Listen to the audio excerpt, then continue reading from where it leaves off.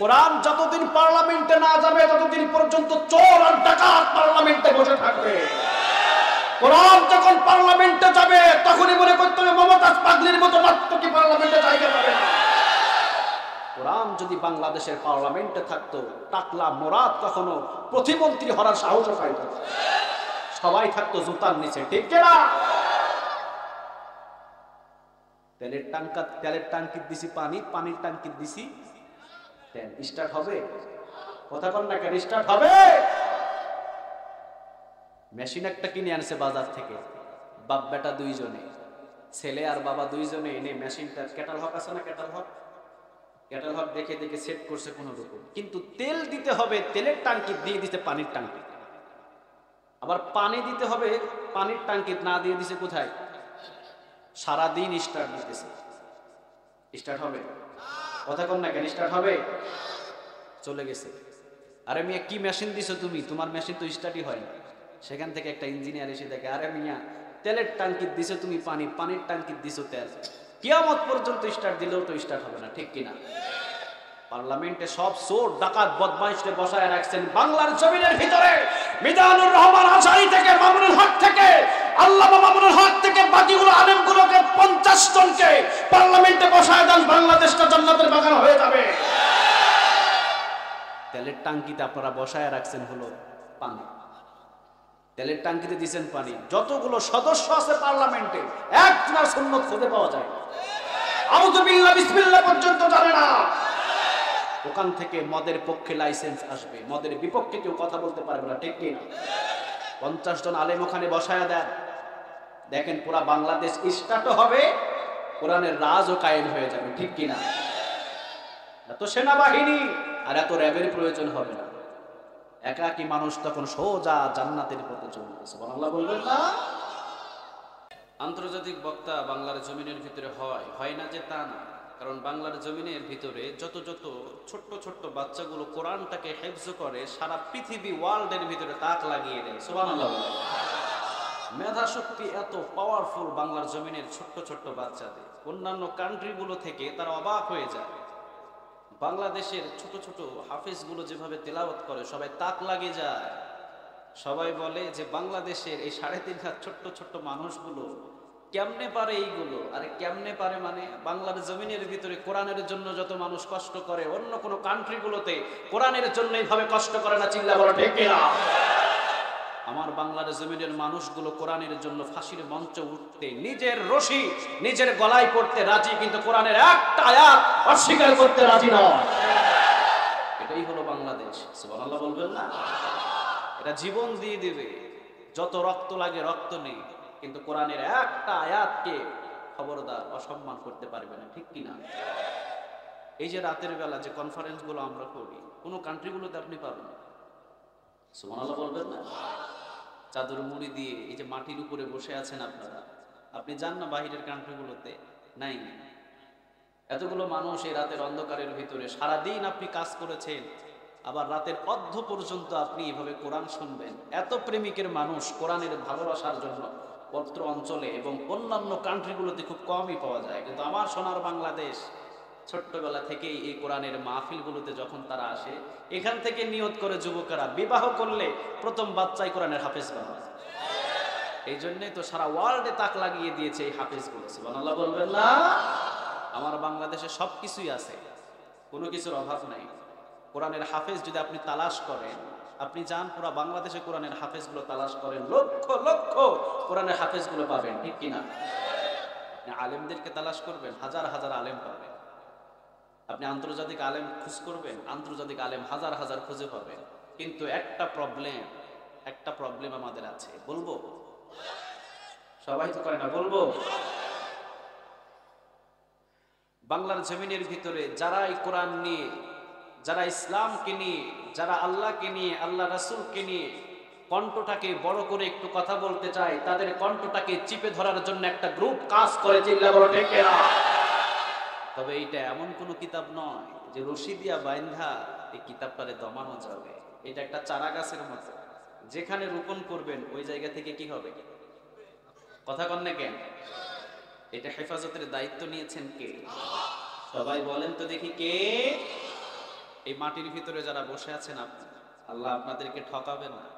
দোকানে বসে থাকবেন, একটা কোনো নেক নাই।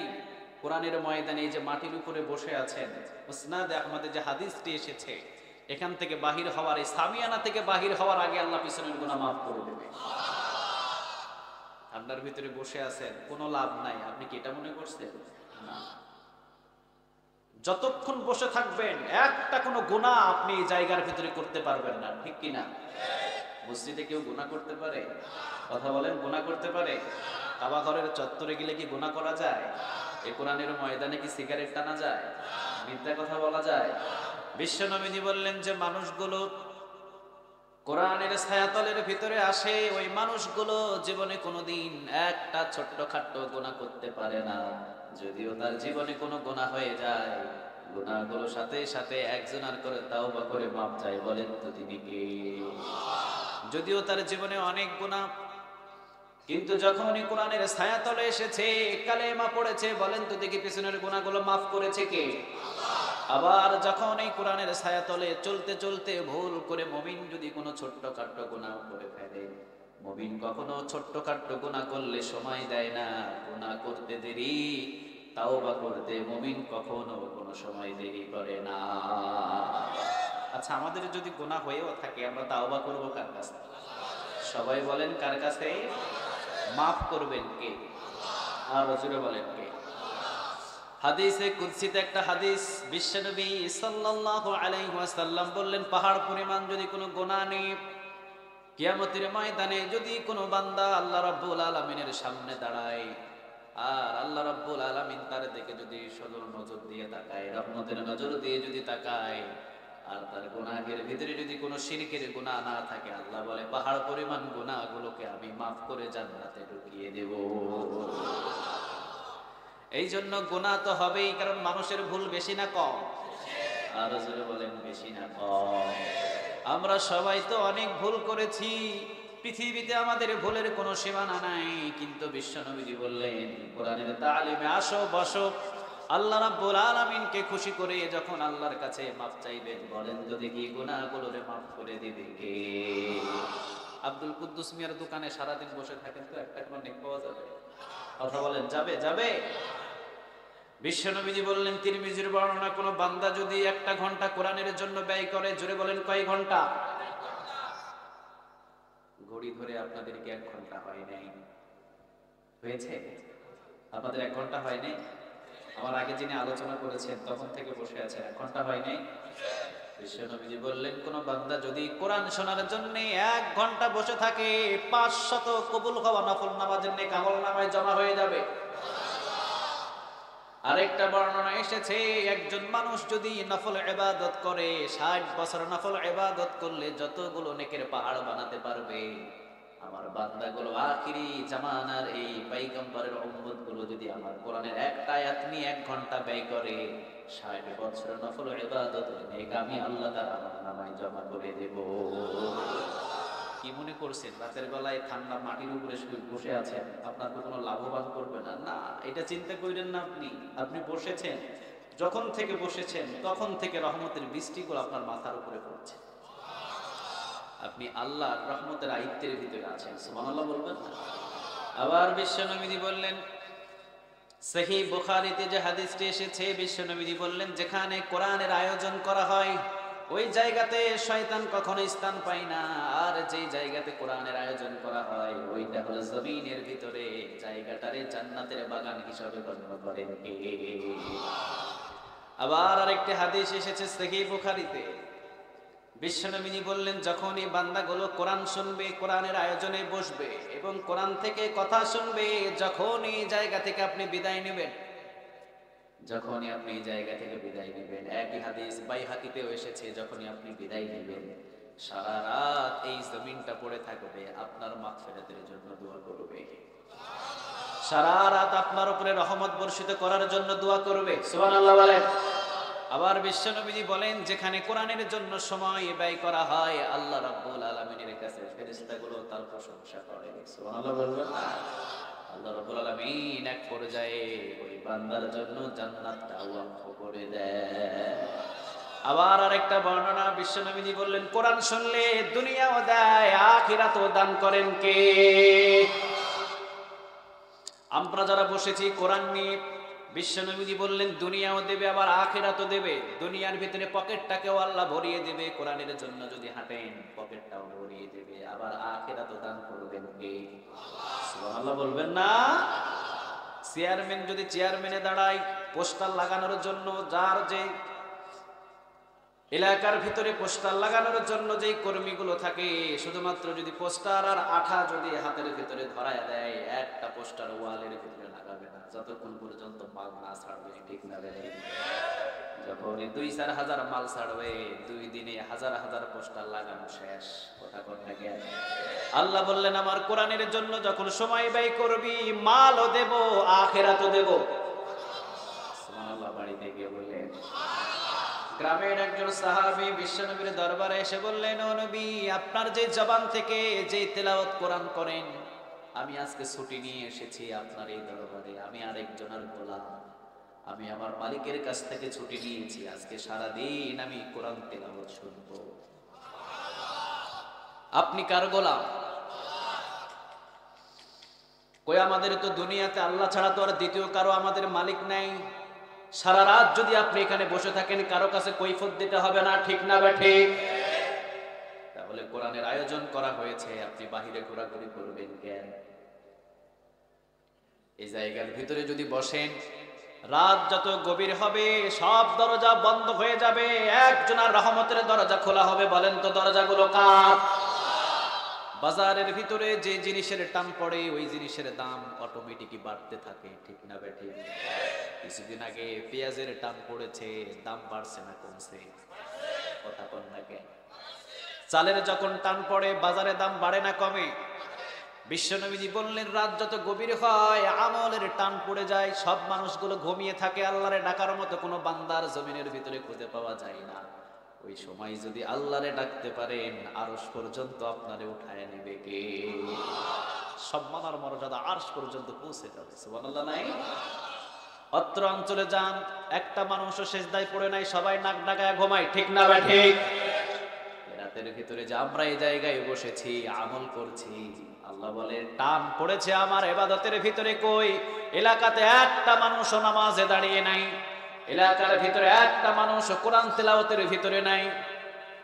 কিন্তু বাকিহাটি এই অঞ্চলের ভিতরে কিছু গোলাম দেখলাম ঠান্ডার ভিতরে মাটির উপরে বসে বসে থুর থুর থুর করে কাঁপে আর কোরআন শুনছে। যা, এদেরকে আমি সম্মান দিলাম যেই সম্মানটা দিয়েছিলাম বেলালকে, যেই সম্মানটা দিয়েছিলাম খালিদ বিন ওয়ালিদকে। সুবহানাল্লাহ বলেন। কোরআনের জন্য যারাই কাজ করেছে তাদের সম্মান বাড়িয়ে দিয়েছিলেন কে? একজন সাহাবী রাতের বেলা নামাজ পড়তেন না, বিশ্বনবী বললেন তুমি ভালো আমল করো ঠিক, তো রাতের বেলা তুমি বেশি নামাজে দাঁড়িয়ে থাকতে পারো না। সাহাবী বললেন আমার নবী আমাকে বলেছে আমি রাতের বেলা নামাজে দাঁড়িয়ে থাকতে পারি না, কসম নিলাম আজ থেকে কোনোদিন তাহাজ্জুদ নামাজ আমার কাজা হবে না। দুনিয়া থেকে সাহাবীটা বিদায় নিলেন। বিশ্বনবী সব সাহাবীদেরকে ডাক দিয়ে বললেন জান্নাতের মেহমান যদি দেখতে চাও এই সাহাবীর দিকে নজর করে তাকাও। সবাই যখন ঘুমিয়ে যেত চুপি চুপি একজনের সাথে প্রেমের ভিতরে মত্ত হয়ে যেতেন। বলেন তো তিনি কে? আপনারা যারা বিবাহ করেছেন, বাসর রাত কি মানুষ দিনে করে না রাতে করে? ভালোবাসার জন্য নির্জন একটা এলাকার প্রয়োজন, ঠিক কিনা? যে ছেলেরা ভালোবাসা করে তারা পার্কে চলে যায়, ডোন্ট ডিস্টার্ব, কেউ তাদেরকে ডিস্টার্ব না করতে পারে, ঠিক কিনা? বাসর রাত যখন করে, স্বামী এবং স্ত্রীর যখন কথাপকথন হয় সব সময় নির্জন। আল্লাহ রাব্বুল আলামিন বলছেন আমার কিছু গোলাম আছে জমিনের ভিতরে আমার সাথে প্রেম করার জন্য। সবাই যখন ঘুমিয়ে যায়, রাতের 2টা বাজে 3টা বাজে, ঠান্ডা পানি দিয়ে ওযু করে যাই নামাজে দাঁড়িয়ে ঘন্টার পর ঘন্টা আমি আল্লাহর সাথে প্রেম করা শুরু করে দেয়। তাদের সম্মান কমে না, তাদের সম্মান বাড়ায় দেন কে? আর জোরে বলেন কে? হযরত আবু বকর সিদ্দিক রাদিয়াল্লাহু তাআলা আনহু রাতের বেলা আমল করতেন। প্রেসিডেন্ট হলেন হযরত আবু বকর সিদ্দিক রাদিয়াল্লাহু তাআলা আনহু। ওমর রাদিয়াল্লাহু তাআলা আনহুর হাতের ভিতরে বিধবাদের লিস্ট দিয়ে দিলেন, আর হযরত আবু বকর সিদ্দিক রাদিয়াল্লাহু তাআলা আনহু বললেন, ওমর এই বিধবাদের দেখাশোনা তুমি করবা। এই বিধবাদের কখন কি প্রয়োজন, বৃদ্ধা বৃদ্ধা মানুষ, এদের বাড়ির খবরগুলো তুমি নিবা। ওমরের হাতের ভিতরে বিধবাদের লিস্ট। ওমর রাদিয়াল্লাহু তাআলা আনহু দেখলেন একটা বৃদ্ধা মা, ঘরের কাজকর্মগুলো ঠিক মতো তিনি করতে পারেন না, কুয়া থেকে পানি উঠাতে পারেন না, খেজুর থেকে খেজুর পাড়তে পারেন না, ঘরটাকে ঝাড়ু দিতে পারেন না। ওমর রাদিয়াল্লাহু তাআলা আনহু বললেন, একটা সুযোগ পেয়েছি, এই মায়ের ঘরের কাজটা আমি ওমর করে দেব। সকালবেলা ফজরের নামাজ পড়ে রওনা দিলেন, বললেন, মা দরজা খুলেন, আপনার ঘরের সব কাজগুলো করে দিন। ঘরের ভিতর থেকে মা বলছে, বাবা তুমি কি? কিছুক্ষণ আগে তো আমার ঘরের কাজ করে দিয়ে একটা মানুষ চলে গেছে। ওমর বললেন, কে এসেছিল মা? মা বলছে, বাবা তারে আমি চিনি না, পরিচয়ও আমারে দেয় নাই। হজ করলে নামের আগে হাজি না বসালে মাইন্ড করে, কিন্তু আল্লাহওয়ালারা আমল করেছে ঠিক। আমল তো পৃথিবীর জন্য কারো জন্য করে নাই, আমল করছে একজনকে খুশি করার জন্য। বলেন তিনি কে? ওমর বললেন, মা আপনি কি নাম জিজ্ঞাসা করেন নাই? মা বললেন, হ্যাঁ 6 মাস যাবত আমার ঘরের কাজগুলো করে দিয়েছে, পরিচয় চেয়েছি, আজ পর্যন্ত কোনোদিন আমারে পরিচয় দেয় নাই। সুবহানাল্লাহ বলবেন না? 3000 টাকা মাদ্রাসায় দান করছে, সাইনবোর্ড লেখা দেয় 3000 টাকা দান করছি, ঠিক কিনা? একটা ব্রিজ করছে, লেখা দেয় অমুকে ব্রিজ করছে, যাতে এলাকার সব মানুষ ওর নাম পড়ে আর স্যালর জানে। দান করছেন আপনি মানুষকে দেখানোর জন্য না কাকে খুশি করার জন্য? কথা কন না কেন? দান হবে শুধু পৃথিবীর কাউকে খুশি করার জন্য নয়, একজনকে খুশি করার জন্য। বলেন তো তিনি কে? 6 মাস পর্যন্ত জিজ্ঞাসা করেছি, নাম বলে নাই। ওমর রাদিয়াল্লাহু তাআলা আনহু বললেন, ঠিক আছে মা, আগামীকাল আমি আসবো। ফজর নামাজ পড়ে ওমর এসেছিলেন প্রথম দিনে, আগের দিনে ফজর নামাজের আগে এসেছেন তিনি। এসে আবার জিজ্ঞাসা করলেন, মা? মা বলছে, বাবা ঘরের কাজ তো আজকেও করে দিয়ে চলে গেছে। ওমর অবাক হয়ে গেলেন, লিস্ট আমার হাতে, এই লিস্ট তো কারো হাতে নাই মা। বিধবাদের লিস্টে কে আসে আপনার ঘরের এই কাজ করতে? চলে গেলেন ওমর। আবার ওমর রাদিয়াল্লাহু তাআলা আনহু তিনি আসলেন তাহাজ্জুদ নামাজ পড়ে। সে যখন মাকে বললেন, মা আজকে এসেছি অনেক আগে, আপনার ঘরের কাজগুলো আমি করে দিয়ে চলে যাই। মা বললেন, বাবা অনেক দেরি হয়ে গেছে, একটু আগে আমার ঘরের সব কাজ করে দিয়ে বিদায় হয়েছে। ওমর হলেন এমন ওমর, লাকানা নাবিয়্যুম মিন বাদি, লাকানা ওমর। বিশ্বনবীজি বলতেন, আমার পরে যদি কেউ নবী হতেন, রাসূল হতেন, আল্লাহ ওমরকে নবী বানিয়ে দিতেন। অথচ সেই ওমর একটু চান্স পাচ্ছে না নেক আমল করার জন্য। ওমর রাদিয়াল্লাহু তাআলা আনহু এবার তাহাজ্জুদ নামাজের আগে আসলেন, আবার ডাকলেন, মা দরজা খোলেন, আজকে আমি আগে এসেছি।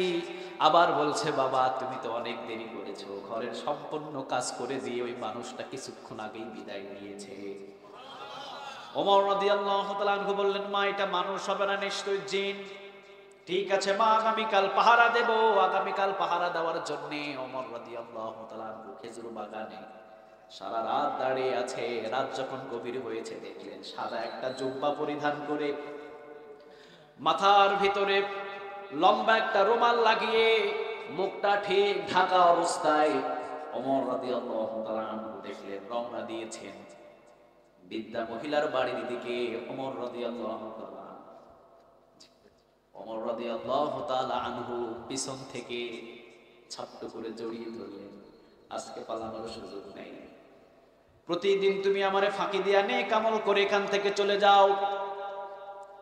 এক বর্ণনা এসেছে, কেউ যদি অল্প সময় কোন মানুষের কোন কাজ করে দেয়, 10 বছর ইতিকাফের নেক তার আমল নামায় জমা করে দিবে কে?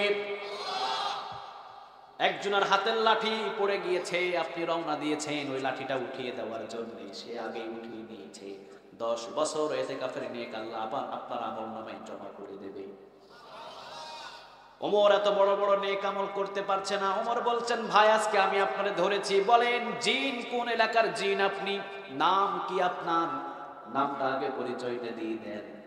ওমর রাদিয়াল্লাহু তাআলা আনহুর সাথে কোনো কথা বলছেন না। ওমর এবার সামনে গিয়ে রুমালটা টান দিয়ে দেখে এটা কোনো সাধারণ মানুষ নয়, এটা বলেন হযরত আবু বকর সিদ্দিক। অবাক হয়ে গেলেন ওমর। ওমর রাদিয়াল্লাহু তাআলা আনহু অবাক হয়ে গেলেন, কান্না শুরু করলেন ওমর। ওমর রাদিয়াল্লাহু তাআলা আনহু তিনি বললেন, আবু বকর আমি ভুলেই গিয়েছিলাম, আপনি আমাকে লিস্ট হাতে দিয়েছেন ঠিক, কিন্তু আপনার দিক থেকে যে আমি আমলের দিক দিয়ে অনেক দুর্বল, এই ওমরের কথা এটা স্মরণ নাই। ওমরের এটা স্মরণ নাই। আবু বকর সিদ্দিক রাদিয়াল্লাহু তাআলা আনহু তিনি বললেন, ওমর লজ্জিত করবেন না, আমাকে লজ্জা দেবেন না। ওমর আমি তো ইবাদত কিছুই করি নাই, আমাকে এত সম্মান দেওয়ার কারণ কি? ওমর রাদিয়াল্লাহু তাআলা আনহু বললেন, আবু বকর রাতের বেলা প্রেসিডেন্ট মানুষের ঘরের কাজ করতে এত দৌড়াদৌড়ি করেন কেন? আবু বকর বললেন, ওমর সব আমল যখন মানুষের বন্ধ হয়ে যায়, রাত গভীর হয়েছে, আল্লাহ তো শেষ আসমানে নেমে আসে, ওই সময় যদি আমল করে আল্লাহর কুদরতি অন্তর ঠান্ডা করতে পারে, আল্লাহ তাকে বুকের ভিতরে জড়িয়ে নেয়, তার সম্মান দিন দিন আরশের দিকে উঠায়। সুবহানাল্লাহ বলেন। এই জন্য রাতের আমল যার যত বেশি, তার সম্মান তত বেশি বাড়ায়া দেন কে? রাসূল সাল্লাল্লাহু আলাইহি ওয়াসাল্লাম ইশারা নামাজের পর খাওয়া দাওয়া করে ঘুমিয়ে যেতেন, আবার একটু পরে ঘুম থেকে উঠে সারা রাত তিনি নামাজে দাঁড়িয়ে থাকতেন। সুবহানাল্লাহ বলবেন না? এই জন্য বলেন তো দেখি, রাত যত গভীর হয়, যখন ইবাদত বন্দেগী আমরা শুরু করি, আমাদের সম্মানটা বাড়িয়ে দেন কে? গ্রাম থেকে সাহাবী আসলেন বিশ্বনবীর দরবারে, এসে বললেন, ও নবী আপনি যেই কোরআনটা তেলাওয়াত করেন, আজকে আমি ছুটি নিয়ে এসেছি আপনার জবান থেকে, সারাদিন আমি কোরআন শুনবো, আমার মালিক আজকে আমাকে ছুটি দিয়েছে। বিশ্বনবী সামনে বসালেন, গ্রাম থেকে এসেছে, হেঁটে হেঁটে ঘামগুলো ঝরঝর ঝরঝর করে পড়ছে। বিশ্বনবীজি খুশি হয়ে কোরআন তেলাওয়াত তাকে শোনালেন এবং পকেটের ভিতরে হাত দিলেন। হাত দিয়ে দেখেন বিশ্বনবীজির পকেটের ভিতরে কিছুই নাই। বিশ্বনবীজি আফসোস করে বললেন, ইস, যদি আমার পকেটে সম্পদ থাকতো সবগুলো আজকে তোমার দিয়ে দিতাম, কারণ তুমি কোরআনের পাগলে এসেছো, সবগুলো আজকে তোমারে দিয়ে দিতাম। সাহাবী একজন মারছে দৌড় বাড়ির দিকে, বিবিরে বলছেন, বিবি আমাদের উঠানে যে উট বাঁধা আছে, গর্ভবতী উট, তুমি যদি রাজি থাকো, গ্রাম থেকে একজন লোক এসেছে কোরআন তেলাওয়াত শোনার জন্য, রাসূলের পকেটের ভিতরে কিছু নাই, তুমি রাজি থাকলে ওই দানটা আমরা করে দিতে পারি। বিবি বললেন, অসুবিধা কি? তাড়াতাড়ি খুঁটি থেকে উট খুলে সাহাবীরে দান করে দেয়। উট টেনে টেনে নিয়ে এসে বিশ্বনবীর দরবারে রাসূলের কাছে বললেন, ও নবী গ্রামের এই কোরআনের পাগল সাহাবীকে উটটা দান করে দেন। বিশ্বনবীজি খুশি হয়ে গেলেন, সাহাবীকে বললেন, যাও এই উটটা তোমারে দিয়ে দিলাম। একটু পরে জিবরিল আলাইহিস সালাম এসে বললেন, ও নবী এই সাহাবীটা কোরআনের পাগল, এই সাহাবীকে একটা উট দান করার কারণে আল্লাহ ৭৯,০০০ উট দান করার নেক এই সাহাবীকে দান করেছে। একটা উট দান করলেন, ৭৯,০০০ উট দান করার নেক পেলেন। কোরআনের জন্য যদি আপনি খরচ করেন, আপনি করেছেন ১ টাকা, ওইটারে পেলে পুষে হাজার হাজার টাকা বাড়ায়া দিবে কে? আর জোরে বলেন তো দেখি কে? সব সাহাবীগুলো বাড়ি বাড়ি মারলেন দৌড়, যে যেভাবে উট পেয়েছে সবাই আনলেন। প্রত্যেকটা সাহাবী ওই দিন একটা করে উট দান করে ৮০,০০০ উট দান করার নেক, ৭৯,০০০ উট দান করার নেক আমলনামায় জমা করেছে। গ্রামের সাহাবীকে ৭০টা উট দিয়ে বিশ্বনবীজি বিদায় করে দিলেন। কয়টা উট পেয়েছে? আর জোরে বলেন কয়টা? ৭০টা উটের পাল নিয়ে তিনি রওনা দিলেন। তার মালিকের উট আছে ১২ থেকে ১৩টা, আর সে এখন মালিক হয়েছে ৭০টা উটের মালিক। সুবহানাল্লাহ বলেন। সাহাবীটা চিৎকার দিয়ে বললেন, মুহাম্মদ আপনার রব মানে আমার রব কোরআন শুনলে আখিরাতও দেয়, ওই মালিক আবার দুনিয়াতে পকেটটাও ভরায়া দেয়। এই জন্য কোরআন যারা শুনতে এসেছি, দুনিয়াও দেবে আবার আখিরাতে দেবেন কে? এই কোরআনের ভিতরে সূরা কয়টা? সবাই বলেন কয়টা জানেন আপনারা? কয়টা জানেন? যে যত বেশি জানবেন জান্নাতে তত উপরে উঠে থাকতে পারবেন। সুবহানাল্লাহ। সূরাতুল ফাতিহা জানেন 7টা সিঁড়ি পার হয়ে তো বসে থাকবেন। আফসোস হবে, হাই হাই উপরে যদি যেতে পারতাম। কোরআনের হাদিসগুলো একদম উপরে পৌঁছে যাবে। সুবহানাল্লাহ বলবেন না? অনেকে 2টা জানে, অনেকে 3টা জানে। তবে হ্যাঁ, ছোট্ট ছোট্ট সূরার ভিতরে বেশি বেশি নেক আমলনামায় জমা করে দিবেন কে? সূরাতুল ফাতিহা পড়বেন একবার, 15 পারা কোরআন তেলাওয়াতের নেক আল্লাহ আমলনামায় জমা করে দেবে। সূরা ইখলাস একবার পড়বেন, 10 পারা কোরআন তেলাওয়াতের নেক আমলনামায় জমা করবে কে? আজকে আমরা কথা শুনবো 9 নম্বর সূরা থেকে। কয় নম্বর? সবাই বলেন। ক্রমিক নম্বর কত? 9। ক্রমিক নম্বর 9। সূরার নামটা হলো সূরা আত-তাওবাহ। সূরার নামটা বলেন, সূরা আত-তাওবাহ। তাওবা যারা করেছেন ইতিমধ্যে, আজকে আমাদের আরেকটা তাওবার রাত এসেছে। আমরা প্রত্যেকেই তাওবা করব আজকে, এরপর এখান থেকে বিদায় নিব। সবাই কি রাজি আছেন? গুনাহ নাই এমন কোন মানুষ আছে এখানে? সবাই বলেন আছে? আমাদের প্রত্যেকের ছোট বড় গুনাহ আছে না নাই? অনেকের গুনাহ আছে। আজকে আমরা তাওবা সূরা থেকে আলোচনা শুরু করব এবং এর ভিতরে তাওবা করে এখান থেকে আমরা বিদায় নিব ইনশাআল্লাহ। আল্লাহ তুমি আমাদের সবাইকে কবুল করো। আর জোরে বলেন আমিন। 112 নম্বর আয়াত সূরা আত-তাওবার আমরা আজকে কথা শুনবো। কত নম্বর আয়াত থেকে? সবাই বলেন 112 নম্বর আয়াত। আল্লাহ রাব্বুল আলামিন এই আয়াতের ভিতরে মুমিনদের কয়েকটা কোয়ালিটি বলেছেন। আচ্ছা, জান্নাতে যাবে কি মুমিন না মুনাফিক? জান্নাতে যাবে কারা? আপনারা কি হতে চান? সবাই বলেন কি হতে চান? যারা মুমিন দাবি করছেন উঠাউঠি করতে পারবেন না। মুমিনদের কয়টা কোয়ালিটি, এই কোয়ালিটিটা আমার ভিতরে আছে কিনা আমাদের জানার দরকার আছে না নাই? আমরা সবাই দোয়া করি আল্লাহ আমাদের সবাইকে মুমিন হিসেবে দুনিয়া থেকে বিদায় করে নিও। আর রাসূল বলেন আমিন। বিশ্বনবী বললেন, মুমিন হয়ে যদি দুনিয়া থেকে বিদায় নিতে পারে, কিয়ামতের ময়দানে জান্নাতের পথটা সহজ করে দিবেন কে? মুমিন হয়ে যদি দুনিয়া থেকে বিদায় নিতে পারে, কবরের প্রশ্নগুলো সহজ করে দিবে কে? আর রাসূল বলেন যদি কে? কি কি কোয়ালিটি আছে, এই কোয়ালিটিগুলো আমাদের জানার দরকার আছে সবার। সবাই বলেন জানার দরকার আছে। রাত অনেক গভীর, 11টার বেশি আমাদের আলোচনাটার সময়টা নয়, কারণ 11টার পরে তখন মানুষের মস্তিষ্কটা একটু লুজ হয়ে যায়। আচ্ছা, বয়স যখন বেড়ি হয়, বয়স যখন বাড়ে মানুষের, তখন কি ব্রেন জোয়ান থাকতে ওইরকম থাকে নাকি একটু ঢিল হয়ে যায়? কথা কন না কেন? রাত যখন একটু বেড়ে যায় তখন মানুষের অলসতাও শরীরের দিক দিয়ে বাড়ে। এই জন্য বেশি রাত করে আলোচনা করা আমিও পছন্দ করি না। এ যাবৎ যত প্রোগ্রাম করেছি সব প্রোগ্রামে 11টার ভিতরে ফিনিশ, দোয়া করে দিয়ে শেষ করেছি। আজকে যেহেতু আমার উঠতে একটু দেরি হয়েছে, অল্প কিছু সময় 11:30 পর্যন্ত বসে থাকা যাবে? সবাই তো বললেন। আর আধা ঘন্টা কোরআনের জন্য সময় দেওয়া যাবে না? কথা বলেন যাবে? যাবে? আমি তো কারোর জন্য সময় দিচ্ছি না, দিচ্ছি হলো আল্লাহর কিতাবের জন্য, ঠিক কিনা? প্রত্যেকটা সেকেন্ড আমার আমল নামার ভিতরে জমা হয়ে যাচ্ছে। সুবহানাল্লাহ বলবেন না? হায়াত নামক যে রশিটা দিয়েছেন, যে সময়টা দিয়েছেন, এই সময়টা দিয়েছেন কে? কোথায় কাটিয়েছেন আপনি? এই হায়াতটা কোথায় কাটিয়েছেন? কিয়ামতের ময়দানে জবাব না দেওয়া পর্যন্ত 1 ইঞ্চি পরিমাণ পা নাড়াতে পারবে? কথা বলেন পারবে? মুমিনদের কোয়ালিটির ভিতরে প্রথম নাম্বার কোয়ালিটি হলো আত-তাইবুনা। মুমিনরা তাওবা করে কার কাছে?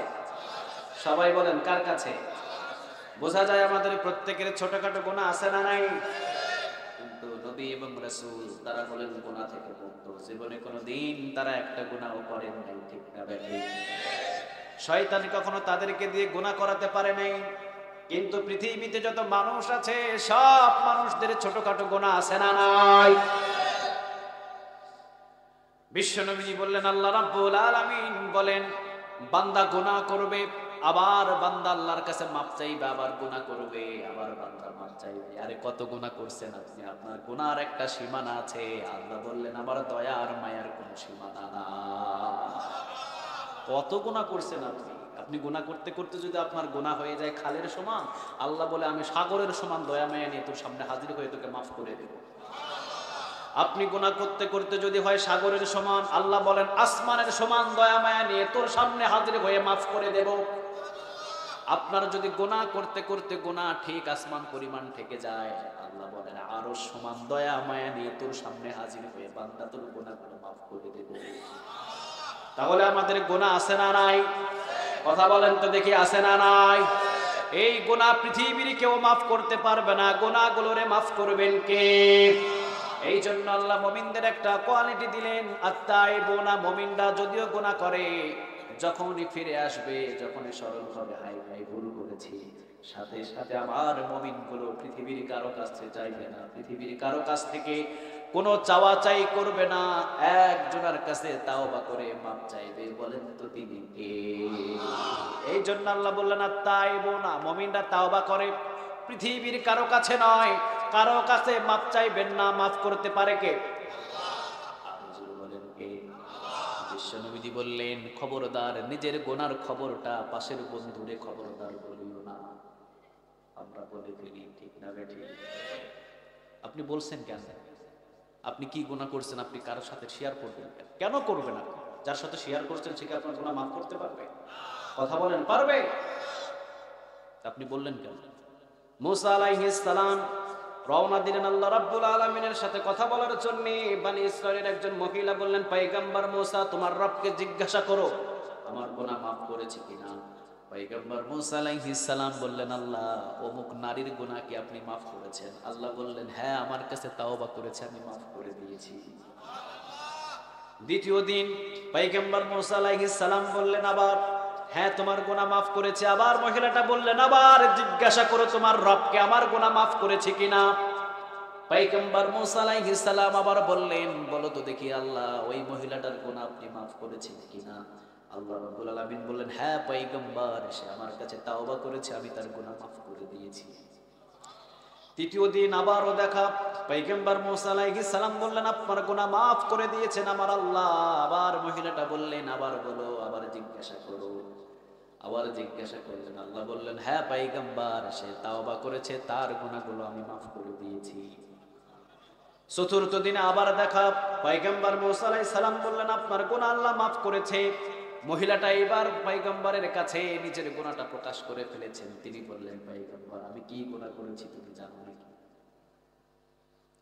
আমি তো নিজে জেনা করেছিলাম, জেনা করার পর আমার পেটের ভিতরে একটা বাচ্চা ছিল, দুনিয়াতে প্রসব করেছি, পাথরের আঘাতে তাকেও শেষ করে দিয়েছি। জেনা করেছি, পেটে বাচ্চা নিয়েছি, তাকে প্রসব করেছি, যখন ডেলিভারি হয়েছে সম্মানের দিক দিয়ে তাকে আমি পাথরের আঘাত করে বাচ্চাটাকে দুনিয়া থেকে বিদায় করে দিয়েছি। এত বড় গুনাহ করেছি আমি, তাওবা করেছি, আল্লাহ বুঝি আমারে মাফ করে দিল। পয়গম্বর মুসা আলাইহিস সালাম চতুর্থ দিনে আবার গিয়ে জিজ্ঞাসা করলেন, আল্লাহ এত বড় মারাত্মক গুনাহ করেছে আপনি তাকেও মাফ করেছেন? আল্লাহ বললেন, না আমি আর তাকে মাফ করি নাই। পয়গম্বর মুসা আলাইহিস সালাম বললেন, তিনবার বললেন মাফ করেছেন, চতুর্থবার বললেন মাফ করেন নাই। আল্লাহ রাব্বুল আলামিন বললেন, তিনবার তো এই গুনার খবরটা গোপন ছিল, আমি আর ওই বান্দি ছাড়া কেউ জানতো না, আমি আর ওই বান্দি ছাড়া কেউ জানতো না। সে প্রকাশ করলো কেন? তোমার কাছে প্রকাশ করে কোনো তো লাভ হয় নাই, ঠিক না বেঠিক? সে হাজার গুনাহ করেছে, তার সব গুনাহ আমি মাফ করতে পারি। কারণ বিশ্বনবী বললেন, বান্দা যখন গুনাহ করে বান্দার সব গুনাহগুলো আল্লাহ রহমতের চাদর দিয়ে ঢেকে রাখে। সুবহানাল্লাহ বলবেন না? আপনি রাতের অন্ধকারে গুনাহ করেছেন, গোপনে গুনাহ করেছেন, আপনার প্রত্যেকটা গুনাহ রহমতের চাদর দিয়ে ঢেকে রেখেছেন কে? আপনার গুনার খবর আপনার বিবিরেও আল্লাহ জানাই নাই, ঠিক না বেঠিক? আপনার গুনার খবর আপনার নেতাও জানে না, আপনার গুনার খবর মসজিদের ইমামও জানে না, আপনার গুনার খবর মাহফুল মাহমুদুল হাসানও জানে না, আপনার গুনার খবর সভাপতিও জানে না। কথা বলেন না কেন? নিজের ছেলেও জানে না, নিজের মেয়েও জানে না, নিজের বিবিও জানে না, নিজের মাও জানে না, নিজের বাবাও জানে না। জানেন কে? আর জোরে বলেন কে? আল্লাহ যদি প্রকাশ করে দিতেন, এমনও আমাদের সমাজের ভিতরে এমনও কিছু গুনাহ আছে, নিকৃষ্ট গুনাহ, সম্মান নিয়ে সমাজে হাঁটতে পারতাম না। আল্লাহ বলেন, তুই অনেক গুনাহ করেছিস, ওই গুনাহ যদি আমি সমাজের ভিতরে প্রকাশ করে দিই, জুতার বাড়ি তোর গালে পড়বে। কিন্তু আমি আল্লাহ রাব্বুল আলামিন প্রকাশ করি নাই, রহমতের চাদর দিয়ে ঢেকে রেখেছি। কেউ জানে না, জানেন কে? আমি আল্লাহ বলেছি, খবরদার ফেরেশতারা, আমার বান্দা গুনাহ করেই ফেলেছে, যখন গুনাহ করুক, অসুবিধা নাই, করেছে, একদিন মাফ চাইলে আমি আল্লাহ মাফ করে দেব। তবে হ্যাঁ, দুইটা নিয়ম দিলেন আল্লাহ রাব্বুল আলামিন। গুনাহ করার জন্য যখন আপনি রওনা দেন, তিনবার রহমতের হাত দিয়ে ডাক দেন কে? আল্লাহ বলে, বান্দা ফিরে আয়, খুব যত্ন করে তোরে বানাইছি রে বান্দা। ওয়াত্তিন ওয়াযাইতুন ওয়া তুর সিনিন ওয়া হাদাল বালাদিল আমিন। চারটা কসম খাওয়ার পর আল্লাহ বললেন, লাকাদ খালাকনাল ইনসানা ফি আহসানি তাকওয়িম। সবচাইতে সুন্দর অবয়ব সুরত দিয়ে আমি আল্লাহ তোরে বানিয়েছি। তুই তো গুনাহ করতে পারিস না। গুনাহ করার জন্য যখন রওনা দিয়েছেন, রহমতের হাত দিয়ে তিনবার ডাক দিলেন কে? গুনাহ যখন করেই ফেলেছেন, আল্লাহ বলে, গুনাহ লিখবি, পৃথিবীর কাউরে জানাবি না, রহমতের চাদর দিয়ে ঢেকে রাখ। কারণ আমার বান্দা কোনোদিন যদি কোনো কোরআনের মাহফিলে এসে তাওবা করে আমার কাছে মাফ চায়, আমি আল্লাহ মাফ করে দেব। যেইটারে আমি মাফই করে দেব, ওইটা প্রচার করার কোনো প্রয়োজন আছে? আর জুড়ে বলেন, আছে আছে। আল্লাহ বলেন, আমি বান্দার গুনাহ তো মাফ করে দেব। খবরদার পৃথিবীর কাউকে জানাবি না, ফেরেশতারা পর্যন্ত কাউকে জানাই না। বান্দার গুনাহের খবর জানে হলেন বান্দা, আরেকজন জানে, বলেন তো তিনি কে? এই জন্য গুনাহের খবর পৃথিবীর কাউকে জানিয়ে সাক্ষী বানাবেন না। আপনি গুনাহ করেছেন, আজকে করেছেন, কালকে করেছেন, পরশু করেছেন, হঠাৎ করে যদি আপনি তাওবা করেন, বলেন তো তাওবা করলে গুনাহটারে মাফ করে দেবে কে? সুবহানাল্লাহ বলবেন না? বনি ইসরায়েলের একটা মানুষ 100 খুন করলেন। জোরে বলেন কয়টা? আর জোরে বলেন কয়টা? প্রায় 99টা খুন করলেন। হঠাৎ করে তার বুঝ এলো, আমিও তো দুনিয়া থেকে বিদায় হয়ে যাব, আমাকেও তো বিদায় হতে হবে। 99টা খুন করার পর মসজিদের একটা ইমামের কাছে গিয়ে বললেন, বলেন তো দেখি আমার এই গুনাহগুলো মাফ হবে কিনা। ইলম কালাম ছিল অনেক কম। কি করেছেন আপনি? 99টা খুন করেছি, সর্বনাশ। 99টা খুনিকে আল্লাহ কখনো মাফ করবে না। তিনি বললেন, তাহলে তোমার ওয়ার ছাড়ুন না। যখন মাফ হবে না, 99টা করেছি, 100টা পোড়াইয়া দিয়ে সেঞ্চুরি পালন করি। কয়, কারে দিয়ে 100টা পূরণ করবা? দূরে গিয়া লাভ কি, আপনারে দিয়ে শেষ করে দিই। গলার ভিতরে মারলেন, গদ্দান করে গেল। বলো কয়টা? আরো জোরে বলেন কয়টা? কিন্তু কলিজার ভিতরে ভয় জেগেছে। একজন আর বলেন তো তিনি কে? আবার তিনি রওনা দিলেন। আল্লাহ কি আমার জন্য মাপের দরজা খোলা রাখে না? এত জঘন্য ব্যক্তি হয়ে গেছি আমি। 100 খুন করার পর রাতের বেলা ঘুম আসে না, দিনের বেলা শুধু ছোটাছুটি করেন। এক হলেন তিনি রহমান, তিনি রহিম। 100 না, 1000 যদি খুনও করে থাকেন, আর আল্লাহ যদি ইচ্ছা করে 1000 খুনিকেও মাফ করে দিতে পারে কে? তবে আপনি দূর একটা অঞ্চলে চলে যান, যেই জায়গার ভিতরে খুনিদের সাথে আপনার আর দেখা হবে না। দূর অঞ্চলে চলে যান, গিয়ে তাওবা করেন, আল্লাহ আপনাকে মাফ করে দেবে। দূর অঞ্চলে রওনা দিলেন তিনি। রওনা দিতেই মৃত্যুটা পাঠায় দিলেন কে? আর যদি বলেন কে? ফেরেশতা আসলেন দুইটা গ্রুপ, ওয়ান্নাসিআতি গরকা ওয়ান্নাশিতাতি নাশতা ওয়াসসাবিহাতি সাবহা ফাসসাবিকাতি সাবকা ফালমুদাব্বিরাতি আমরা। দুইটা গ্রুপ আছে। মৃত্যুর সময় ফেরেশতাগুলো আসে, একটা হলো জান্নাতি গ্রুপ, আরেকটা হলো জাহান্নামী গ্রুপ। দুইটা গ্রুপই ফেরেশতা আসলেন, কাড়াকাড়ি লাগলেন। তারা বললেন, আমরা রূহটাকে পারাওয়াজ করে নিয়ে যাব। জান্নাতের গ্রুপ তারা বললেন, আমরা নিয়ে যাব। সুবহানাল্লাহ বলেন। জাহান্নামের গ্রুপ ফেরেশতাগুলো বললেন, আপনারা কেন নিয়ে যাবেন? সে তো 100টা খুন করেছে, সে তো অনেক বড় গুনাহ করেছে।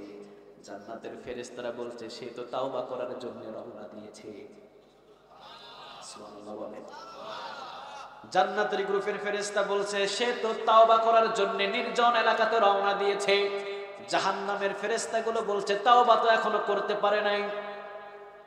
লেগে গেলেন। দুইটা গ্রুপ ফেরেশতাদের ভিতরে শুরু হলো তর্ক বিতর্ক। আরশে আজিম থেকে ডাক দিলেন কে? আর রাসূল বলেন কে? আরশে আজিম থেকে ডাক দিলেন, বললেন, জায়গা মাপ, জায়গাটাকে এবার মাপ দিয়ে দে। বাড়ি থেকে কতটুকু এসেছে জায়গা মাপ, তাওবার রাস্তা কতটুকু লম্বা জায়গা মাপ। তাওবার রাস্তাটা যদি লম্বা হয়ে যায় তাহলে বুঝে নিবি আমি বান্দারে মাফ করেছি, অর্থাৎ আমার বান্দা আমার কাছে খুশি আনন্দে আসবে, জান্নাতি ফেরেশতা আসবে। আর যদি বাড়ির রাস্তা একটু ছোট হয়ে যায়, বাড়ির রাস্তাটা যদি লম্বা হয়ে যায়, জাহান্নামের ফেরেশতাগুলো নিয়ে আসবি। জায়গা মাপ দেওয়া শুরু করলেন আরশে আজিম থেকে। আল্লাহ রাব্বুল আলামিন বললেন, তাওবার রাস্তা তুই লম্বা হয়ে যা, তাওবার রাস্তা তুই লম্বা হয়ে যা। মাপ দিলেন, দেখলেন তাওবার রাস্তা লম্বা, পেলেন ফেরেশতারা, জান্নাতের ফেরেশতা নিয়ে গেলেন। সুবহানাল্লাহ বলেন।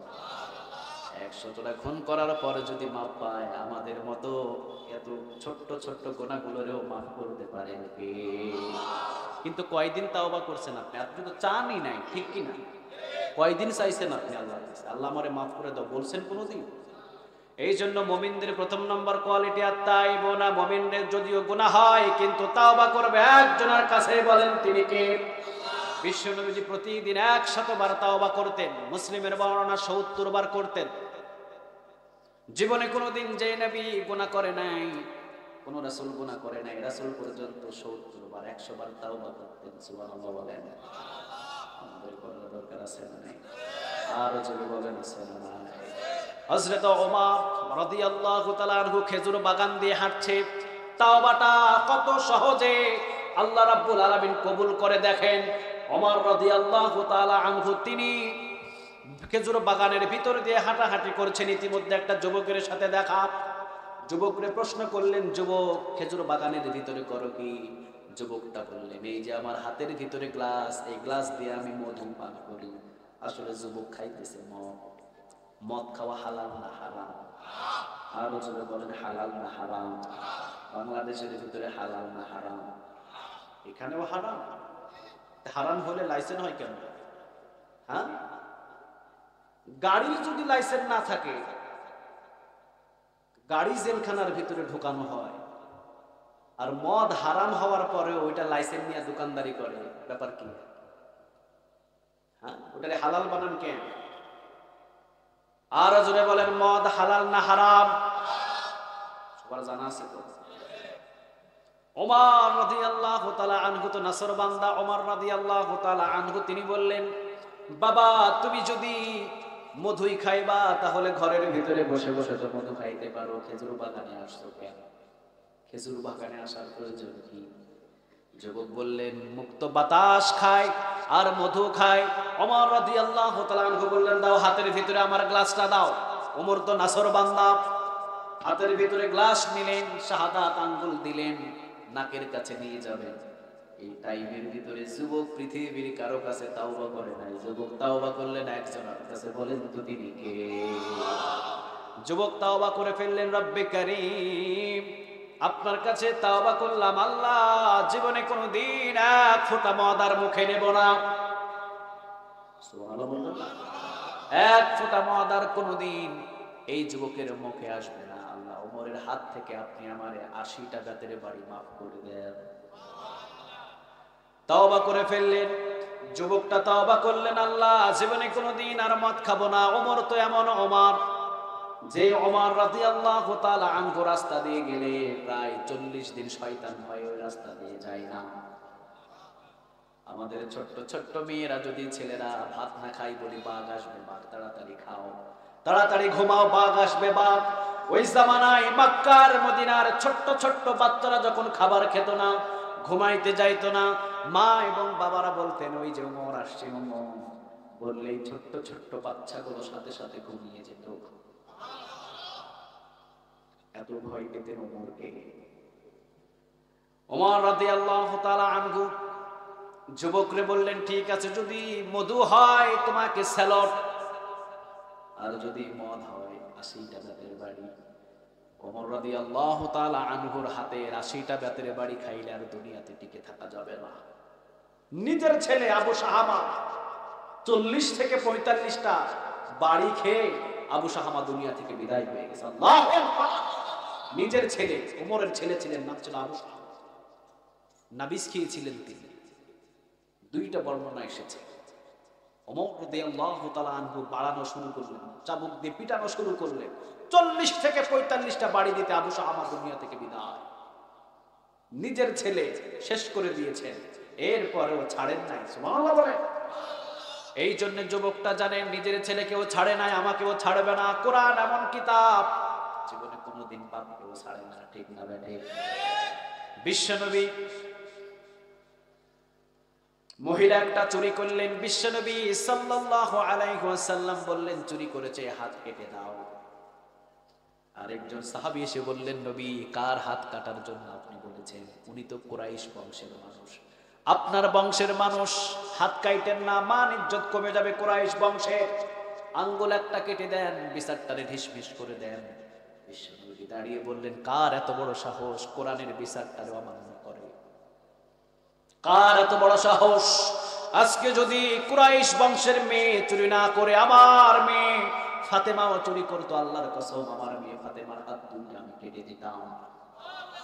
কোরআনের এমন বিচার দল চেনে না, ছেলে চেনে না, বাবা চেনে না, যেইটা বিচার ওইটাই ফায়সালা দেয়, ঠিক না বেঠিক? কোরআন যতদিন পার্লামেন্টে না যাবে ততদিন পর্যন্ত চোর আর ডাকাত পার্লামেন্টে বসে থাকবে। কোরআন যখন পার্লামেন্টে যাবে তখনই মনে করতে হবে মমতাজ পাগলির মতো নাট্যকি পার্লামেন্টে জায়গা পাবে না।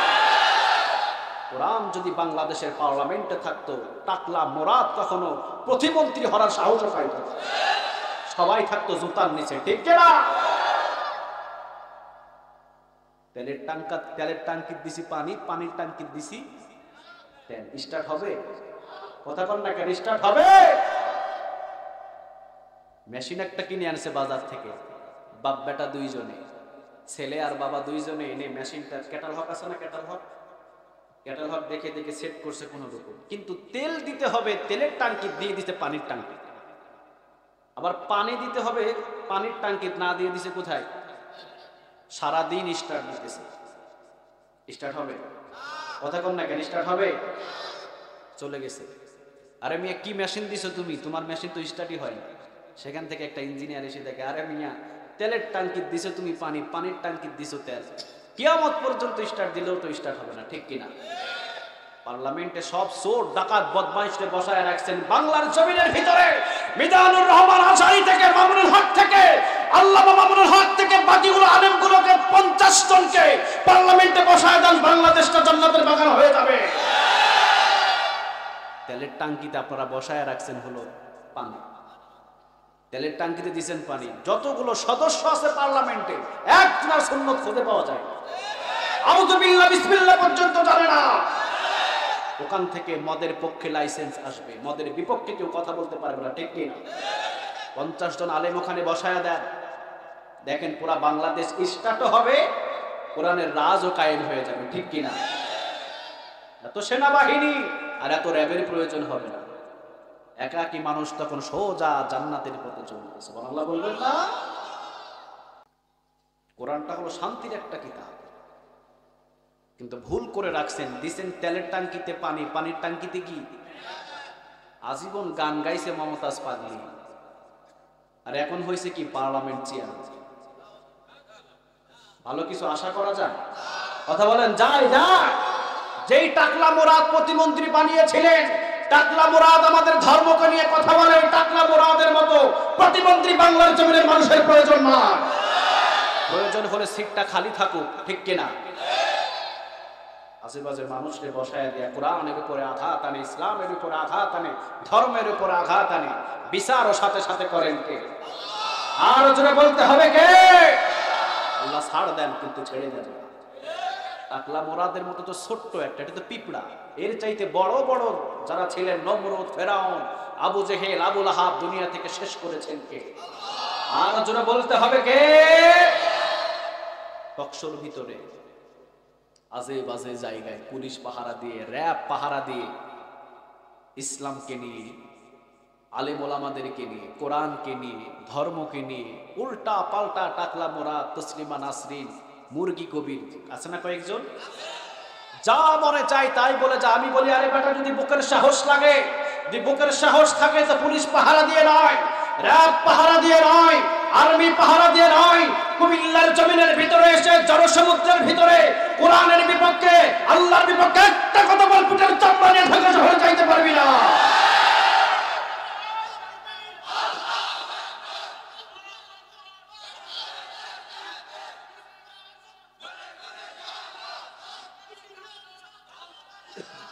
আল্লাহ তুমি কবুল করো।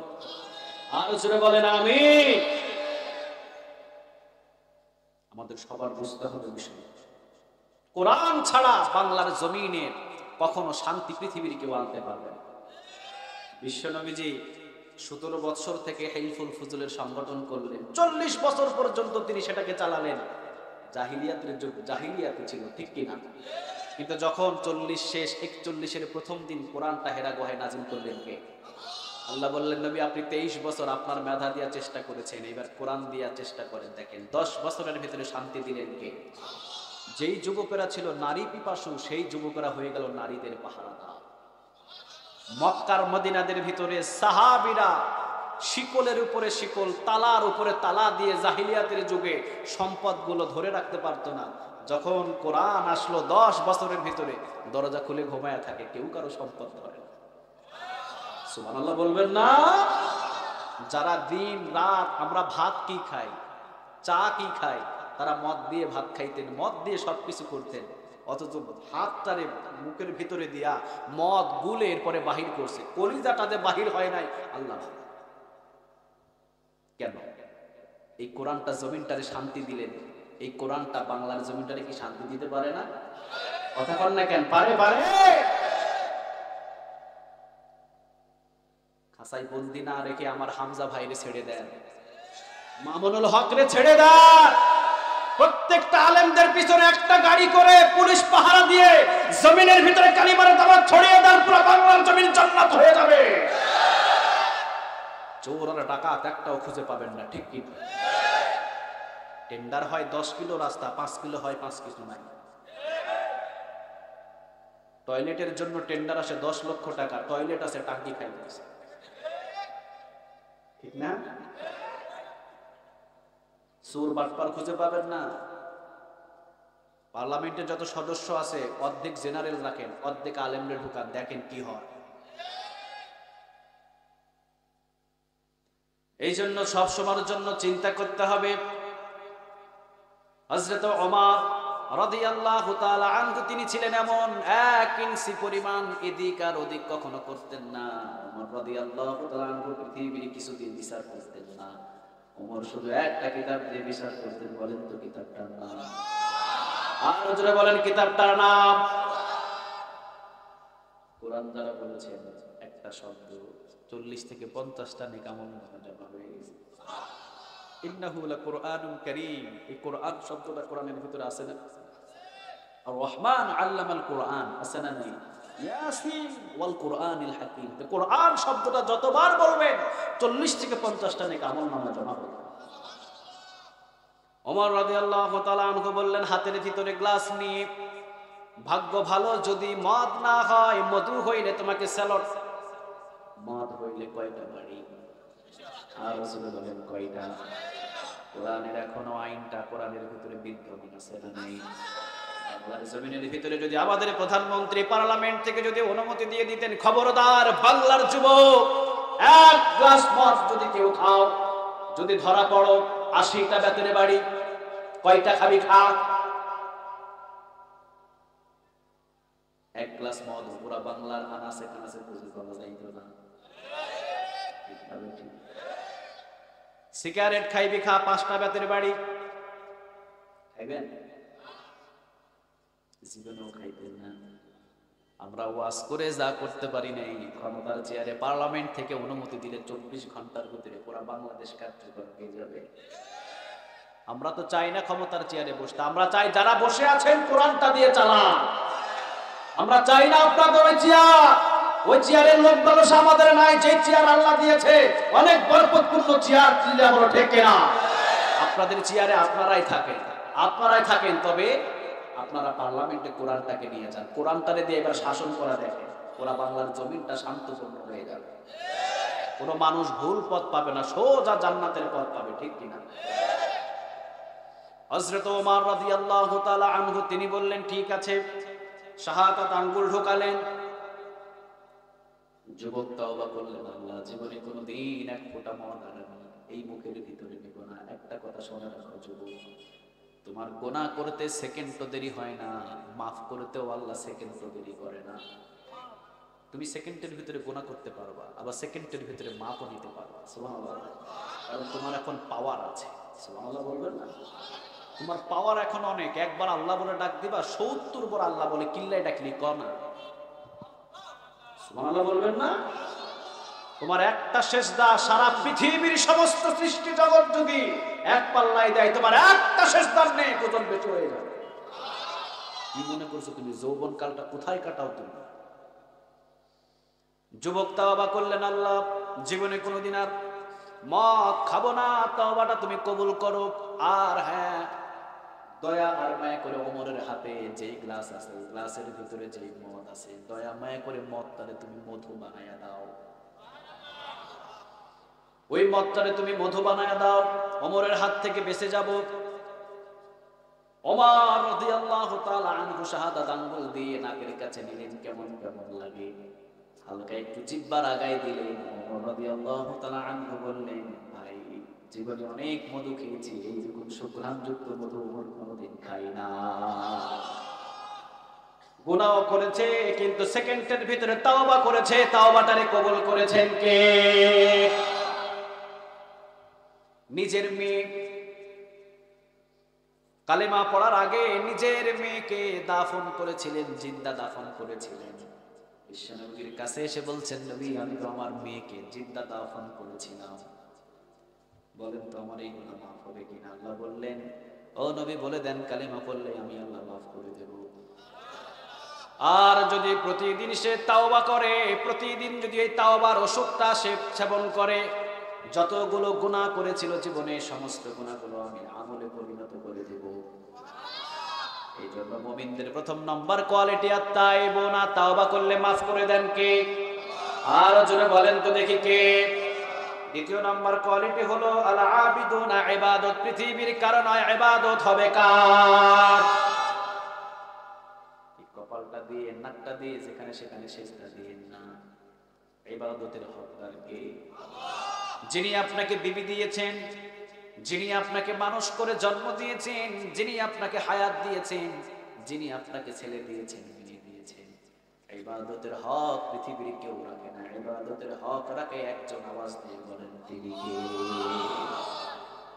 আরে ভাই, আমরা যে মানুষ হয়ে জন্ম নিয়েছি, আল্লাহ ইচ্ছা করলে একটা কুকুর বানাতে পারতো না? একটা ছাগল বানাতে পারতো না? একটা কুকুর যদি এই 1/1 কুমিল্লার রোডের ভিতরে অ্যাক্সিডেন্ট হয়, কয়টা অ্যাম্বুলেন্স আসবে? আপনি হইলে কয়টা আসবে? এ সম্মান দিয়েছে কে? একটা কুকুর যদি আল্লাহ বানাইতো, এ রাতের বেলা কি কম্বল গায়ে দিয়ে ঘুমাইতে পারতেন? এ জায়গায় বসতে পারতেন? আসলে কি হইতো? কি হইতো? তাড়ায়া দিত, খালি পিটা। আসলে কি হতো? চেয়ারম্যানের কাছে গেলে আবার পিটা, এমপির কাছে গেলে আরো পিটা, থানায় গেলে বন্দি করে পিটা, ঠিক কিনা? মানুষ বানালেন কে? কে বানালেন? সেজদাটা দেন কারে? আপনি চান কার কাছে? আপনি ইবাদত পৃথিবীর কারো জন্য নয়, ইবাদতের হক তার সেই রাজ্জাক, চিল্লা বলো ঠিক কিনা? এই জন্য মুমিনদের দ্বিতীয় নাম্বার কোয়ালিটি আল আবিদুনা, মুমিনরা পৃথিবীর কারো ইবাদত করবে না, ইবাদত করবে কার? দ্বিতীয় নাম্বার কোয়ালিটি হলো মুমিনরা আল হামিদুনা, মুমিনরা পৃথিবীর কারো প্রশংসা করে না, শুকরিয়া আদায় করে না। মুমিনরা একজনের প্রশংসা করে, শুকরিয়া আদায় করে। বলেন তো তিনি কে? বলেন কে? আল্লাহ আমাকে হাত দিয়েছে, পা দিয়েছে, কান দিয়েছে, চোখ দিয়েছে। আরে এতগুলোর প্রয়োজন নাই। আল্লাহ যে আমারে মানুষ বানিয়েছে, এই যে মানুষটা আমাকে যে বানিয়েছে, এই নিয়ামতের শুকরিয়া আদায় করার জন্য যদি সেজদা দিয়ে কিয়ামত পর্যন্ত পড়ে থাকেন, শুকরিয়া আদায় হয়ে শেষ হবে না। আল্লাহ বলেন, অনেকগুলো নিয়ামত দিয়েছি বান্দা, আখিরি উম্মত বানাচ্ছি আমি তোরে। সুবহানাল্লাহ বলেন। আখিরি পয়গম্বর দিয়েছি তোকে। সুবহানাল্লাহ বলবেন। কোরআন দিয়েছি তোকে, এত নিয়ামত দিয়েছি। ওয়া ইন তাউদ্দু নি'মাতাল্লাহি লা তুহসুহা, বান্দা আমার নিয়ামত গুণে শেষ করতে পারবি না। অসংখ্য নিয়ামত দিয়েছে। মাছ যেইভাবে পানির ভিতরে ডুবন্ত, প্রত্যেকটা মানুষ আল্লাহর নিয়ামতের ভিতরে ওইভাবে ডুবন্ত। এতগুলো নিয়ামত দিলেন কে? তাহলে শুকরিয়া, থ্যাঙ্কস, ধন্যবাদ পৃথিবীর কাউকে তো দেওয়া যায় না, দিতে হবে একজনকে। বলেন তো তিনি কে? আল্লাহ তুমি আমাদের সবাইকে কবুল করো। আর জোরে বলেন আমিন। আর জোরে চিৎকার করে বলেন আমিন। নিয়ামতের যখন শুকরিয়া আদায় করবেন, প্রশংসা করবেন, নিয়ামত গুলোরে বাড়ায়া দিবে কে? লা ইন শাকারতুম লা আযীদান্নাকুম ওয়া লা ইন কাফারতুম ইন্না আযাবি লাশাদীদ। সুবহানাল্লাহ। নিয়ামতের শুকরিয়া আদায় করবেন, নিয়ামতটারে বৃদ্ধি করে দিবে কে? পয়গম্বর মুসা আলাইহিস সালাম তিনি রওনা দিলেন রবের সাথে কথা বলার জন্য। দুইটা বর্ণনা, পশু পাখি, কেউ বলেন হাঁস, কেউ বলেন পশু পাখি। পয়গম্বর মুসা আলাইহিস সালাম রে বললেন, পয়গম্বর মুসা, তোমার রবের সাথে প্রতিদিন তো অনেক মানুষের বার্তা পৌঁছিয়ে দাও, আজকে আমাদের কথাগুলো পৌঁছায়া দিও। সুবহানাল্লাহ বলেন। বন্য প্রাণীগুলো বললেন, পয়গম্বর মুসা, অত্র অঞ্চলে দীর্ঘদিন পর্যন্ত কোনো বৃষ্টি হয় না, আল্লাহর কাছে, আমাদের মালিকের কাছে একটু জিজ্ঞাসা, কোন দিন বৃষ্টি দেবে? পয়গম্বর মুসা আলাইহিস সালাম বললেন, আল্লাহ বন্য প্রাণীগুলো আজকে আমারে বললেন কোন দিন তাদের এই অঞ্চলে বৃষ্টি দিবা। আল্লাহ বললেন 40,000 বছর বৃষ্টি আসবে না। জোরে বলেন কয় হাজার? আর জোরে বলেন কয় হাজার? পয়গম্বর মুসা আলাইহিস সালাম আসলেন, বন্য প্রাণীগুলো ওই জায়গায় দাঁড়ানো ছিল, তাদেরকে বললেন, তোমাদের এই অঞ্চলে 40,000 বছর কোনো বৃষ্টি হবে না। সব বন্য প্রাণীগুলো একসরে পড়লেন আলহামদুলিল্লাহ। পয়গম্বর মুসা আলাইহিস সালাম ছিলেন রাগান্বিত মানুষ। তিরমিজির বর্ণনা, রাগ হলে পাগড়ি ভেদ করে চুলগুলো দাঁড়ায়া যাইত। রাগান্বিত ছিলেন অনেক। একটা থাপ্পড় দিয়েছিলেন মালাকুল মাউতুরে, বাম চক্ষু পড়ে গেছে। একটা নবীও থাপ্পড় দিতে পারে নাই মালাকুল মাউতুরে, কিন্তু পয়গম্বর মুসা আলাইহিস সালাম দিয়েছেন। সুবহানাল্লাহ। একটা দিয়েছিলেন মালাকুল মাউতুরে, আজরাইল রে একটা দিয়েছিলেন থাপ্পড়, বাম চক্ষুটা খুলে পড়ে গিয়েছিলেন। আবার ফেরাউনের বাবুরসিরে একটা থাপ্পড় দিয়েছেন, দুনিয়া থেকে বিদায়। ফেরাউনের কাছে গিয়ে বললেন, আপনার বাবুরসি বিদায়, এক থাপ্পড়ে শেষ করেছে। ফেরাউন বললেন, নিশ্চয়ই থাপ্পড়টা মুসা আলাইহিস সালাম দিয়েছে। সবাই বললেন, আপনি টের পাইলেন কেমনে? ফেরাউন বললে, ছোট্টবেলা আমি একটা খাইছিলাম। পয়গম্বর মুসা আলাইহিস সালাম ছিলেন চূড়ান্ত রাগীত। তিনি বললেন, এই বন্য প্রাণী, তোমাদের কি জ্ঞান বুদ্ধি কিছু নাই? 40,000 বছর পর্যন্ত বৃষ্টি আসবে না, তোমরা কিভাবে আলহামদুলিল্লাহ আল্লাহর শুকরিয়া আদায় করলা? 40,000 বছর তো আল্লাহ বৃষ্টি দেবে না, কেমনে শুকরিয়া আদায় করলা? বন্য প্রাণীগুলো বললেন, পয়গম্বর মুসা আলাইহিস সালাম 40,000 বছর নয়, 40,000-এর সাথে যদি আরো 40,000 যোগ করে 80,000 হয়, এরপরেও আসমান থেকে এক ফোঁটা বৃষ্টি কেউ আনতে পারবে না। ঠিক না বেঠিক? আল্লাহ যে 40,000 পর আমাদেরকে বৃষ্টি দেবে, এই জন্য খুশি হয়ে পড়েছি আলহামদুলিল্লাহ। 40 সেকেন্ডই যায় নাই, ঝমঝম ঝমঝম করে বৃষ্টি পড়া শুরু হয়েছে। মুসা আলাইহিস সালাম নিজেও ভিজে গেলেন, সব বন্য প্রাণীগুলো ভিজে গেল। পয়গম্বর মুসা আলাইহিস সালাম বললেন, আল্লাহ বেইজ্জত করার আর আপনি আমারে জায়গা পাইলেন না। আপনি বললেন 40,000 বছর বৃষ্টি দিবেন না, 40 সেকেন্ড তো যায় নাই, বৃষ্টি আবার দিয়ে দিবেন। মাঝখানে আমারে ফাউল বানাইলেন কেন? আমারে ফলস বানালেন কেন? সব বন্য প্রাণীগুলো বলল, কি ও মুসা, তুমি বললা 40,000 পরেও বৃষ্টি হবে না, এখন 40 সেকেন্ডে বৃষ্টি আসলে ব্যাপার কি? পয়গম্বর মুসা আলাইহিস সালাম বলেন, আল্লাহ আমারে আপনি বেইজ্জত করলেন কেন? আল্লাহ বললেন, না, তোমারে আমি বেইজ্জত করি নাই। 40,000 বছর পর আমি পানি দেব এই জমিনের ভিতরে।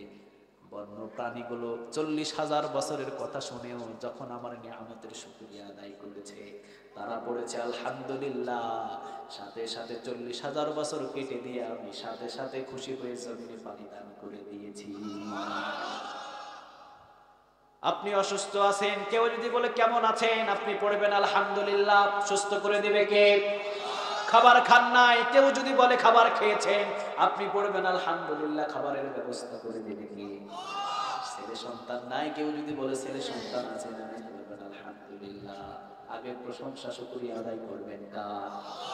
এই জন্য মুমিনদের প্রথম নাম্বার কোয়ালিটি হলো আত-তাইবুনা, মুমিনদের দ্বিতীয় নাম্বার কোয়ালিটি হলো আল আবিদুনা, তৃতীয় নাম্বার মুমিনদের কোয়ালিটি হলো আল হামিদুনা। মুমিনরা প্রশংসা করে কার? কোয়ালিটি আছে অনেক। আল্লাহ রাব্বুল আলামিন এই তিনটা কোয়ালিটি সম্পর্কে যে আলোচনা করলাম, আমাদের প্রত্যেককে এই আলোচনা অনুযায়ী আমল করতে তৌফিক দান। আরো জোরে বলেন আমিন।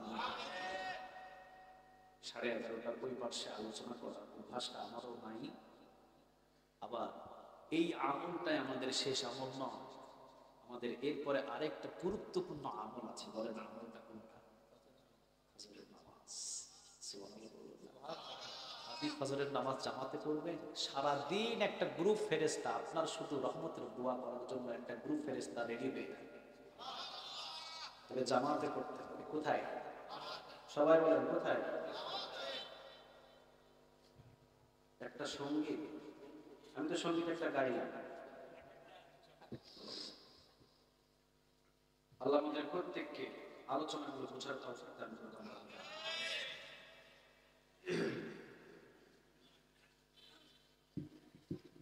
বলেছেন একটা সঙ্গীত গাওয়ার জন্য, আমরা ছোট্টভাবে একটা সঙ্গীত দিয়ে পরে বিদায় নেব ইনশাআল্লাহ। যদি এক হয়ে যায় আমরা সবাই আজকে মুসলমান, আল কোরআনের হুকুম মেনে গাই একতার গান। এক হয়ে যায় আমরা সবাই আজকে মুসলমান, আল কোরআনের হুকুম মেনে গাই একতার গান।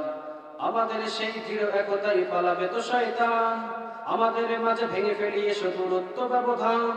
তুমিও মুমিন আমিও মুমিন আমরা মুসলমান, কাশ্মীরি জাগো আরাকান জাগো জেগেছে তো আফগান। আমরা মুসলমান আমরা মুসলমান আমরা মুসলমান আমরা মুসলমান আমরা মুসলমান আমরা মুসলমান আমরা মুসলমান আমরা মুসলমান। তাগুতের হাত আর মুসিবত এসো করি চুরমার, ভেঙে ফেলি এসো ভেঙে ফেলি আজ তুলি কলরব আল্লাহু আকবার। এই পৃথিবীটা আমাদের ছিল আমাদের আছে ভাই, এই পৃথিবীটা শুধু মুমিনের তাগুতের ঠাঁই নাই। যুগে যুগে কত নবী রাসূল করেছেন ধরা চাষ, এই ধরনীতে আমাদের এক গর্বিত ইতিহাস।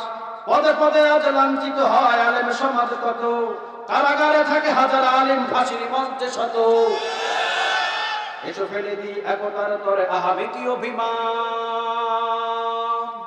আমরা মুসলমান আমরা মুসলমান আমরা মুসলমান আমরা মুসলমান আমরা মুসলমান আমরা মুসলমান আমরা মুসলমান আমরা মুসলমান। আকসা মিনার কেঁদে বলে শোনো তোমরা কোথায়, তলোয়ার ফেলে গোলামি করা কি মুমিনের কোনো কাজ? আয়া সুফিয়ার মতো আমায় উদ্ধার করে নাও, প্রয়োজনে তুমি দিনের জন্য এ জীবন দিয়ে দাও। ভাই হয়ে কেন ভাইয়ের ঘরে আগুন লাগাও তুমি, ক্ষমতা দাপট বাড়াতে কেন যে কাফেরকে দাও।